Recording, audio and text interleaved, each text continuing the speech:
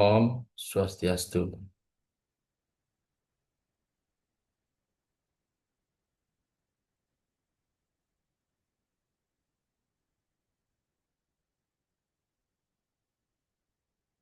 Assalamualaikum warahmatullahi wabarakatuh. Salam sejahtera untuk kita semua bersama. Namo Buddhaya. Kembali lagi dalam eh, berbagi kita pada kesempatan hari ini, utamanya terkait dengan pendidikan. Nah, pada kesempatan hari ini saya akan mencoba untuk menyampaikan sebuah perspektif dalam sudut filsafat kontemporer gitu. Jadi, bagaimana mengembangkan kemampuan berpikir kritis pada peserta didik. Nah, pada kesempatan ini saya mencoba untuk mengajak para pemirsa semuanya bagaimana kita melihat fenomena pendidikan yang terjadi di tahun ataupun di abad ke-21 ini gitu. Nah, salah satu penciri dari filsafat kontemporer ini adalah sebuah filsafat yang melakukan kritikan terhadap era modernisme gitu, yang dianggap bahwa di era modernisme itu yang bersifat individual thinking gitu. Nah, filsafat kontemporer sendiri merupakan filsafat yang dikembangkan bagaimana siswa bisa berpikir kritis tanpa harus kehilangan jejak sosialitasnya. Nah, berbagai macam dilematika yang kita hadapi saat ini gitu yang memerlukan kesadaran berpikir kritis, salah satunya adalah maraknya penggunaan media sosial gitu. Jadi penggunaan media sosial ini juga tidak luput dari informasi-informasi yang begitu kita terima begitu cepat. Nah, bagi mereka yang tidak memiliki kecerdasan berpikir kritis, tentu menerima sebuah informasi itu sebagai sebuah kebenaran. Namun, faktanya adalah bahwa tidak semua informasi itu memiliki nilai kebenaran gitu. Nah, bisa saja informasi itu tanpa ada dukungan bukti data yang empiris gitu, atau yang disebut sebagai hoax atau hoax itu sendiri. Nah, kemudian eh, filsafat kontemporer sebagai pondasi dari pengembangan pendidikan tentunya saat ini harus menjadi kondisi serta rambu-rambu di dalam mengembangkan pendidikan itu sendiri. Nah, jadi mind mapping yang saya tawarkan itu adalah yang pertama itu adalah adanya critical thinking gitu. Jadi critical thinking ini ada yang disebut sebagai kecerdasan kritis ini merupakan salah satu bentuk kemampuan yang harus dimiliki siswa di era abad 21 ini gitu. Di mana peserta didik harus mampu melakukan analisa, kemudian mengevaluasi informasi dan menarik sebuah kesimpulan yang memang bermakna dalam kehidupannya. Nah, filsafat kontemporer sendiri merupakan sebuah bentuk kritik terhadap filsafat modern di mana peserta didik harus mampu mengelaborasi daripada pembelajaran. Jadi, pembelajaran tidak hanya menekankan kepada pengetahuan, tetapi bagaimana seorang siswa juga memiliki keterampilan dalam kecerdasan kritis. Nah, beberapa aliran di dalam filsafat kontemporer ini diantaranya adalah pragmatisme, kemudian ada kritisisme, kemudian ada teknohumanis, dan juga ada postmodernisme gitu. Nah, kemudian ada sekolah gitu. Jadi sekolah ini merupakan lembaga pendidikan formal gitu yang harus berpijak memang pada filsafat kontemporer. Jadi bagaimana filsafat pendidikan kontemporer ini mampu menjadi roh di dalam pembelajaran itu. Nah, sehingga sekolah ini juga mampu mengembangkan pendidikan yang menekankan kepada siswa bagaimana berpikir kritis itu dipentingkan di era abad 21 ini. Nah, seperti yang saya ungkapkan tadi, bahwasanya pendidikan saat ini juga berkembang seiring dengan perkembangan zaman gitu. Jadi di dalam tiap perkembangannya ini pasti selalu saja memiliki tantangan-tantangan yang berbeda-beda gitu. Nah, jika pada masa-masa sebelumnya pendidikan itu dianggap sebagai sebuah proses pembelajaran ketika siswa memiliki tambahan pengetahuan, nah akan tetapi di era seperti ini tidak hanya cukup memiliki pengetahuan, tetapi bagaimana juga siswa itu mampu melakukan analisa informasi yang diterima mereka, gitu. Sehingga menjadi sebuah kebenaran yang mutlak. Nah, proses berpikir kritis ini juga hampir sama dengan proses pembelajaran gitu. Jadi dia memerlukan sebuah proses di dalam memunculkan kecerdasan kritis ini. Atau dapat dikatakan bahwa kecerdasan kritis ini tidak muncul serta-merta, namun juga melalui proses pembelajaran gitu, baik proses latihan, kemudian bagaimana dia diarahkan untuk mampu memiliki kecerdasan berpikir kritis ini gitu. Nah, akan tetapi yang menjadi dilematika saat ini adalah bahwasanya eh, masih banyak gitu ya para pendidik yang memang belum mengetahui landasan filosofis tentang berpikir kritis ini gitu. Nah, sehingga aktualisasinya di dalam proses pembelajaran cenderung masih begitu kurang gitu. Padahal kalau kita melihat di era abad 21 ini dengan berbagai tantangan dan juga dilematisasinya, kecerdasan berpikir kritis ini penting gitu. Nah, demikian juga dengan landasan filosofisnya gitu sebagai sebuah pijakan di dalam proses pengembangan pendidikan.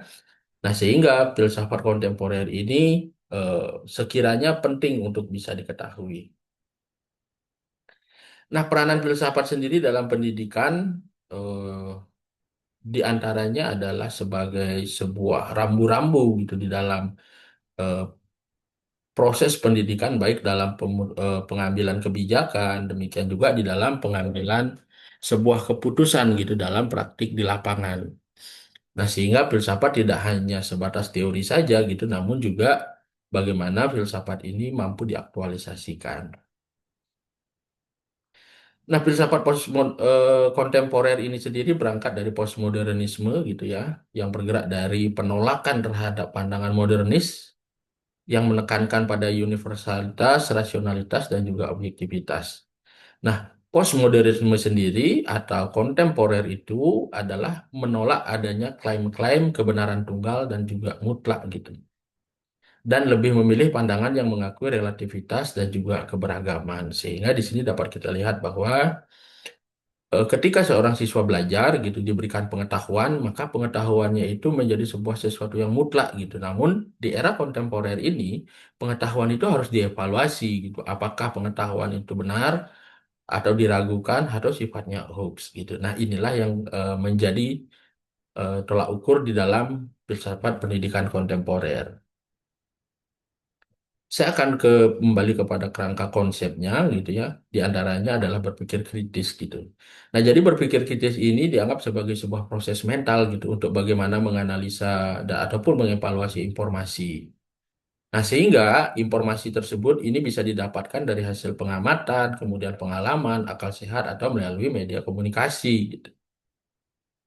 Nah, berpikir kritis sendiri adalah aktivitas mental gitu ya yang dilakukan untuk mengevaluasi kebenaran sebuah pernyataan. Nah, di akhir daripada evaluasi itu, siswa diharapkan untuk mampu mengambil sebuah kesimpulan yang sifatnya bermakna di dalam kehidupannya. Nah, sehingga dapat dikatakan bahwa berpikir kritis ini adalah kemampuan untuk menganalisa berbagai hal gitu ya yang diterima oleh siswa, kemudian dia mampu mengambil kesimpulan yang bermakna, sehingga berpikiran kritis ini dipandang sangat penting di era seperti saat ini gitu. Nah, keterampilan berpikir ini juga berkaitan dengan pengelolaan informasi yang sifatnya objektif. Nah, sehingga dari sifatnya yang objektif inilah kemudian peserta didik harus mencapai keputusan yang tepat dan juga efektif. Nah, kemampuan berpikir kritis ini tidak hanya mampu dikembangkan di dalam dunia pendidikan saja gitu, namun juga bagaimana dikembangkan di dalam kehidupan sehari-hari juga sangat penting. Terlebih ketika kita misalnya menganalisa berbagai hal yang saat ini muncul dengan cepat. Nah, sehingga kemampuan berpikir kritis ini akan membantu kita bagaimana nantinya kita dapat mengidentifikasi dan juga memecahkan masalah dengan cara yang lebih efektif dan juga efisien.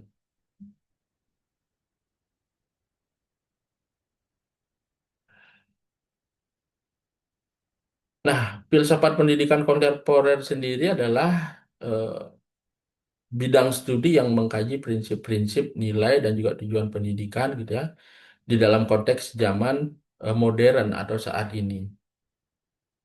Nah, istilah kontemporer sendiri ini memiliki relevansi gitu ya dengan dinamika dan juga tantangan yang hadir saat ini. Seperti yang kita ketahui, ada beraneka ragam tantangan yang kita hadapi, seperti misalnya globalisasi gitu ya, dengan menyatunya eh, belahan bumi dimanapun gitu juga akan terintegrasinya tentang nilai kebudayaan dan sebagainya. Nah, ini juga memberi tantangan tersendiri gitu, yang menuntut nantinya bagaimana seseorang itu dapat berpikir secara kritis gitu. Kemudian ada kemajuan teknologi gitu ya. Kemudian ada pluralisme budaya, demikian juga ada isu-isu keadilan sosial dan juga lingkungan gitu. Nah, filsafat pendidikan kontemporer sendiri ini memberikan sebuah kerangka berpikir yang kritis dan juga reflektif terhadap berbagai tantangan pendidikan di era modern.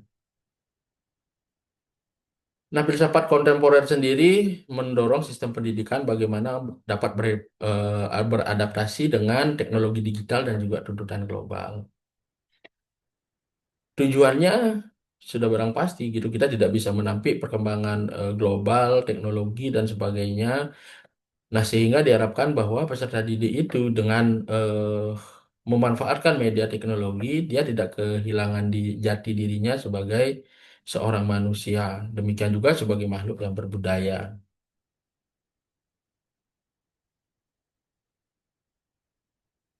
Nah, bagaimana berpikir kritis dalam pandangan filsafat pendidikan gitu. Jadi kalau misalnya kita lihat dalam pendidikan klasik gitu ya, jadi orientasi kebijakan awalnya itu adalah untuk pengembangan moral dan juga pembentukan karakter. Nah, sehingga dimensi kritisnya ini terbatas gitu, hanya pada pola etis gitu ataupun tidak etis gitu. Nah, jadi eh, pandangan gitu ya, kecerdasan kritis itu hanya bagaimana manusia itu mampu membedakan mana yang etis dan juga mana yang tidak etis gitu. Nah, kendati pun gitu ya di dalam filsafat klasik membentuk akal budi gitu, akan tetapi dia belum menyentuh kritik terhadap struktur sosial ataupun ideologi. Nah, misalnya saja Socrates gitu yang mengajarkan tentang berpikir kritis melalui dialog, namun masih dalam bingkai pencarian kebenaran yang universal. Demikian juga dengan pendidikan modern gitu. Jadi memperluas ranah rasionalitasnya gitu menjadi ilmiah dan juga empiris gitu.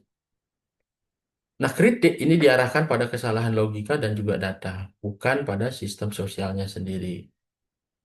Nah, sehingga pendidikan menjadi efisien tapi cenderung teknokratis gitu dan terpisah pada nilai-nilai humanistik gitu. Jadi, bagaimana seseorang itu menjadikan individu-individu gitu ya tanpa ada interaksi sosial dengan dunia luarnya gitu. Sehingga hal inilah yang dipandang bahwa pendidikan modern ini sifatnya teknokratis dan juga tidak mampu menumbuhkan nilai-nilai humanistik. Nah, sedangkan di dalam pendidikan kontemporer sendiri, utamanya di dalam pendidikan kritis ala Paulo Freire, jadi ini menekankan tentang pembebasan manusia dari penindasan, terutama penindasan yang sifatnya sistemik melalui kesadaran kritis gitu. Nah, jadi seseorang itu gitu dipandang bahwa makhluk yang tertindas gitu. Nah, kenapa gitu? Misalnya saja gempuran teknologi dan sebagainya gitu, yang kemudian mengarahkan seseorang itu menjadi semacam eh, penindasan gitu yang dilakukan secara sistemik gitu. Nah, sehingga disinilah filsafat kontemporer ini dia mencoba untuk membangun gitu bagaimana kesadaran kritis. Gitu. Melalui kesadaran kritis inilah kemudian manusia menolak tentang penindasan secara sistemik itu. Kemudian ada Paulo Freire juga dalam pedagogi of the opposite gitu ya. Jadi menolak model banking education gitu sehingga menyebabkan siswa itu pasif gitu. Jadi peserta didik itu dibaratkan sebagai bank pendidikan gitu yang hanya ditabung, ditabung, ditabung gitu tanpa harus mempergunakan daya nalarnya untuk berpikir kritis gitu. Nah, sehingga eh, menyebabkan nantinya siswa itu menjadi pasif gitu. Nah, kemudian ada Girox gitu ya yang menempatkan guru sebagai transformatif intelektual yang membangkitkan kesadaran sosial. Nah, dalam pandangan Falcott sendiri, jadi sekolah ini diibaratkan sebagai ruang produksi kekuasaan gitu. Jadi, pendidikan kritis ini berfungsi untuk menyikap relasi kuasa dan juga resistensi. Kemudian dominasi filsafat kontemporer pada abad ke-21 ini menghasilkan paradigma kritikal pedagogi gitu. Jadi pendidikan bukan hanya sarana transmisi ilmu saja, tapi juga merupakan sebuah pembebasan, keadilan, dan juga transformasi sosial. Nah, dalam konteks ini gitu, filsafat itu menyatakan bahwa filsafat kontemporer ini gitu ya, tidak hanya membentuk manusia untuk melakukan ketaatan atau taat, namun dia juga harus mampu berpikir tentang ketaatan itu gitu. Jadi contohnya misalnya ketika siswa diajarkan tentang kedisiplinan gitu ya, jadi bagaimana siswa itu mampu tidak hanya mengikuti disiplin gitu, namun di balik itu dia harus memunculkan pertanyaan kenapa harus disiplin, kemudian bagaimana caranya berdisiplin gitu. Kalau misalnya kita tidak disiplin siapa yang dirugikan atau hal-hal lain yang berkaitan dengan disiplin tersebut gitu. Jadi ada semacam filterisasi atau saringan-saringan yang dilakukan gitu sehingga menjadilah sebuah kebenaran yang mutlak itu tadi. Nah, ada beberapa analisa filsafat tentang kontemporer. Jadi ada beberapa aliran-alirannya. Salah satunya adalah pragmatisme gitu. Jadi sebuah aliran gitu filsafat yang menekankan kepastian, kegunaan sebagai kriteria utama dan juga menilai kebenaran suatu ide tersebut. Nah, dalam bukunya Demokrasi and Education, jadi bahwa Dewey ataupun John Dewey ini menekankan bahwa pembelajaran yang efektif terjadi ketika peserta didik mampu berinteraksi langsung dengan lingkungan mereka dan mampu melakukan refleksi kritis gitu. Jadi mereka juga dapat membangun pengetahuan yang relevan dengan kehidupan mereka. Nah, kritisme, pendekatan kritis gitu ya. Jadi di dalam pendidikan filsafat pendidikan kontemporer ini adalah sebuah upaya gitu bagaimana dia bisa memahami, kemudian bagaimana dia bisa mengevaluasi dan juga bagaimana mengubah praktik pendidikan dengan menyoroti kekuasaan, ideologi dan juga ketidaksetaraan. Nah, pendekatan ini gitu ya, seperti yang dikembangkan oleh Paulo Freire dalam Pedagogy of the Opposite gitu. Jadi melihat bahwa pendidikan sebagai alat pembebasan dari ketidakadilan sosial. Kemudian Freire juga menekankan tentang pentingnya dialog antar pendidik untuk menciptakan kesadaran kritis. Kemudian ada postmodernisme. Jadi postmodernisme ini adalah pendekatan gitu yang menolak tentang narasi besar, grand naratif tentang kebenaran universal dalam pendidikan ini. Nah, pemikiran modern cenderung bersifat absolut, kemudian objektif dan juga struktural.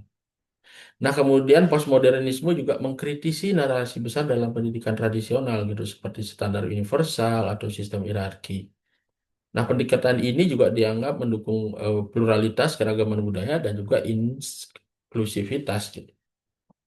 Kemudian yang terakhir itu ada teknohumanisme gitu. Jadi kehadiran teknohumanisme ini adalah salah satu bentuk pendekatan gitu ya dengan mempergunakan pemanfaatkan teknologi dan juga nilai-nilai humanisme. Kita seperti mengetahui, seperti yang saya sampaikan tadi, bahwa gempuran teknologi ini kadang-kadang justru menghilangkan rasa humanis pada seseorang gitu. Jadi manusia ini lebih cenderung seperti robot gitu yang digerakkan dengan menggunakan mesin-mesin artificial intelligence gitu. Nah, sehingga kehadiran teknohumanisme ini sendiri, nah bagaimana teknologi ini nantinya juga mampu memunculkan nilai humanisasi dalam kehidupan. Nah, berikut saya sampaikan gitu ya terkait dengan hierarki di masing-masing bentuk filsafat itu sendiri. Nah, filsafat klasik ini berakar pada filsafat Yunani gitu yaitu ada Socrates, Plato dan juga Aristoteles. Tujuannya adalah untuk membentuk manusia yang memang memiliki budi yang luhur dan juga rasional atau yang disebut sebagai paideia. Kemudian ada pendidikan modern gitu. Jadi berakar pada rasionalisme, empirisme dan juga positisme di abad ke-19. Jadi eh, pada efisiensinya kemudian kemajuan teknologi dan juga sains objektif. Gitu. Sedangkan pendidikan kritis ataupun postmodernisme jadi itu lebih banyak dipengaruhi oleh eksistensialisme, kemudian ada humanisnya, kemudian ada teori kritis dari Paulo Freire, kemudian ada Giroux, dan juga ada Volkot. Kemudian tujuan daripada filsafat pendidikan modernisme atau kritisme ini adalah keadilan sosial. Nah, pandangan tentang pengetahuan gitu ya. Jadi pendidikan klasik memandang bahwa pengetahuan bersifat universal, abadi, dan juga normatif. Jadi guru ini adalah sebagai sumber kebenaran, moral, dan juga intelektual. Nah, sedangkan pendidikan modern, jadi pengetahuan itu bersifat objektif, kemudian hasil dari observasi ilmiah, guru sebagai variabel atau rasional. Nah, pengetahuan juga bersifat kontekstual dan juga politis. Jadi siswa diharapkan untuk mampu mengkritisi struktur kekuasaan dalam pengetahuan. Kemudian peranan guru gitu, jadi guru ini dianggap sebagai teladan moral dan juga otoritas nilai. Kemudian sedangkan dalam pendidikan modern, guru sebagai instruktur atau fasilitator belajar yang memfasilitasi metode ilmiah gitu. Nah, jadi kalau tadi itu di klasik itu menekankan bagaimana keteladanan gitu, moral dan juga otoritas nilai, sedangkan di dalam pendidikan modernisme ini guru itu hanya bertugas sebagai fasilitator kognitif dan juga eksperimen ilmiah.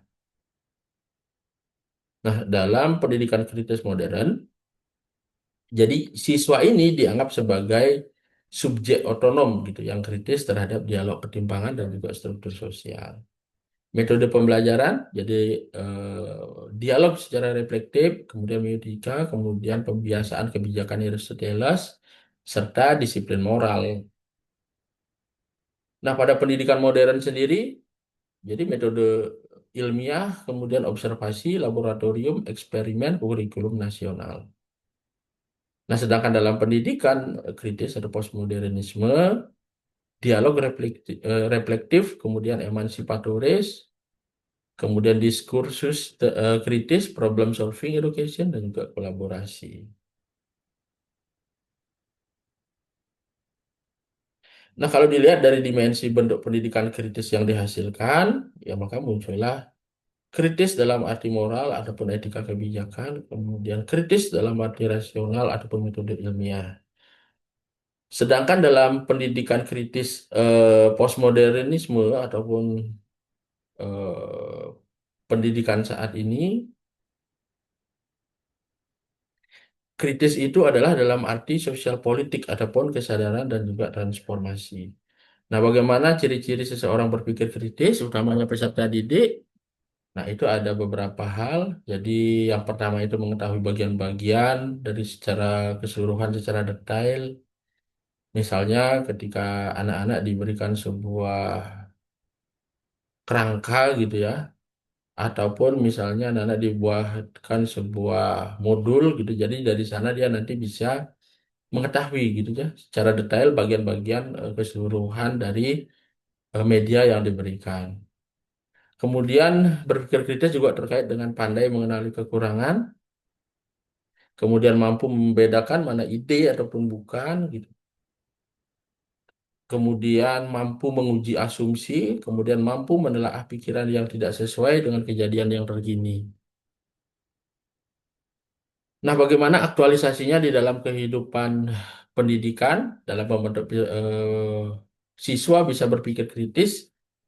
Nah, jadi fokus utamanya itu misalnya di dalam pragmatisme, pengalaman dan tindakan nyata gitu ya. Kemudian dalam kristisme itu pembebasan dan juga kesadaran sosial, sedangkan dalam postmodernisme pluralitas, makna dan juga identitas.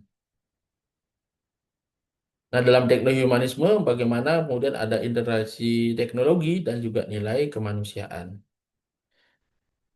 Nah, para tokohnya diantaranya untuk pragmatisme itu adalah John Dewey, kemudian ada William James, kemudian ada Paulo Freire, Habermas, dan juga Giroux. Sedangkan untuk postmodernisme itu ada Lyotard Derrida, kemudian ada Walcott.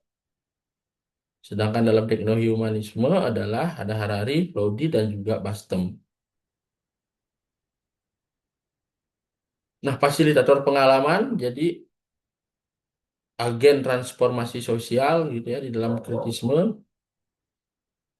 Kemudian di dalam modernisme juga penafsiran dan juga pembangunan makna, sedangkan di dalam teknohumanisme, mentor etis dan juga teknologis.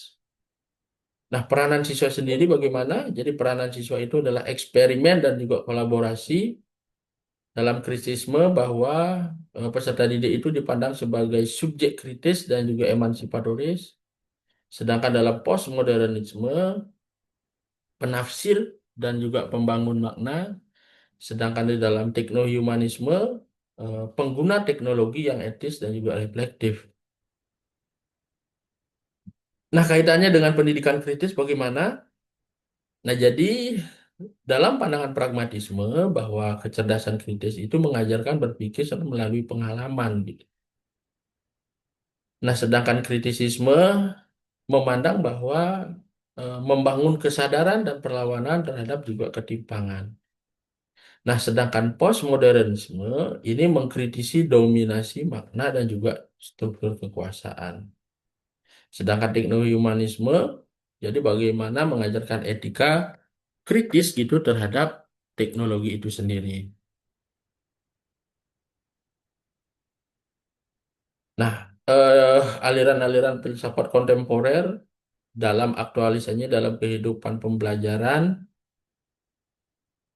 Nah, jadi kalau misalnya pragmatisme, strategi pembelajaran yang dilakukan itu adalah pembelajaran dalam berbasis proyek atau yang disebut sebagai project based learning. Di antaranya melakukan simulasi, kemudian melakukan eksperimen dan juga pengalaman langsung di lapangan. Nah, sedangkan peran guru adalah sebagai fasilitator yang menciptakan lingkungan belajar secara kontekstual. Kemudian bagaimana peranan siswa jadi aktif ya di dalam bereksperimen. Kemudian fokus pengembangan berpikir kritisnya adalah proses dan juga hasil pengalaman ini mampu mengidentifikasi kesalahan gitu. Kemudian memperbaiki dan juga menyimpulkan sebuah solusi baru. Jadi bentuk kritis yang dilakukan adalah yaitu kritis pragmatis gitu. Jadi siswa belajar menganalisa efektivitas dan juga tindakan nyata dan berpikir reflektif dari pengalaman. Nah, postmodernisme sendiri juga hampir sama dengan yang lainnya bahwa beberapa pandangan menyebutkan bahwa Falcott gitu ya, jadi menolak narasi yang sifatnya tunggal dan juga menekankan kepada pluralitas makna. Nah, kegiatan pembelajarannya itu bisa dilakukan dengan multi perspektif atau analisis teks, deconstruction, dan juga pembelajaran lintas budaya. Sedangkan teknohumanisme, aktualisasinya di dalam pembelajaran itu adalah dengan pembelajaran menggunakan blended learning, kemudian ada pembelajaran adaptif yang berbasis AI, kemudian ada refleksi etika, teknologi, serta simulasi virtual gitu. Nah, bagaimana berpikir kritis dalam pandangan filsafat pendidikan gitu. Jadi filsafat pendidikan kontemporer ini memberikan sebuah arah baru di dalam sebuah sistem pendidikan. Nah, di antaranya yang pertama itu adalah bagaimana sekolah mampu mengembangkan kurikulum yang berbasis nilai. Jadi kurikulum dirancang ya untuk memang bisa mencakup isu-isu seperti keadilan sosial, kemudian ada keberlanjutan dan juga keberagaman budaya. Nah, yang kedua itu juga pendidikan juga harus berorientasi pada subjek didik gitu ya, ataupun peserta didik itu sendiri. Nah, sehingga ketika kita memandang peserta didik ini sebagai subjek, maka kita juga eh, memperhatikan perkembangan dan pertumbuhan anak itu sendiri. Kemudian pendidikan juga harus mampu menghadapi sebuah perubahan yang cepat dan juga besar dalam tantangan pasar bebas gitu ya. Jadi bagaimana pendidikan itu gitu ya tidak hanya mampu mengembangkan seseorang secara intelektual gitu tetapi juga bagaimana dia memiliki sebuah kesadaran sosial gitu dan kesadaran ini harus dibangun dari dalam jiwa anak itu sendiri gitu. Kemudian dalam pendidikan juga harus mampu menghadapi perubahan yang cepat gitu ya. Kemudian ada pendekatan interaktif yaitu dengan pembelajaran berbasis proyek dan juga teknologi menciptakan pengalaman belajar yang lebih personal. Kemudian pendidikan juga harus melahirkan manusia yang berdaya saing tinggi dan juga tangguh. Nah, demikian tadi penyajian saya terkait dengan filsafat kontemporer dalam rangka membentuk pendidikan anak kritis gitu ya, ataupun pendidikan berpikir kritis pada anak. Nah, sehingga filsafat kontemporer ini adalah menekankan bagaimana filsafat itu melihat perkembangan zaman gitu. Jadi perkembangan zaman seperti ini dengan tantangan keanekaragaman tantangannya, baik tantangan sosial budaya gitu, baik tantangan globalisasi ataupun tantangan-tantangan yang lainnya. Nah, prinsipnya filsafat kontemporer sendiri adalah sebuah kritik terhadap filsafat modern yang mengedepankan pendidikan secara individualistis gitu. Nah, jadi kemampuan berpikir kritis ini juga diperlukan saat ini melihat situasi dan juga perkembangan zaman gitu. Nah, mungkin demikian dulu yang dapat saya sampaikan. Kita berjumpa lagi di seminggu selanjutnya. Dan untuk mendukung kreativitas, jangan lupa di like, komen, dan juga subscribe. Saya tutup dengan perambesan di Om Sandi Sandi Sandi Om. Wassalamualaikum warahmatullahi wabarakatuh. Salam sejahtera, namo buddhaya.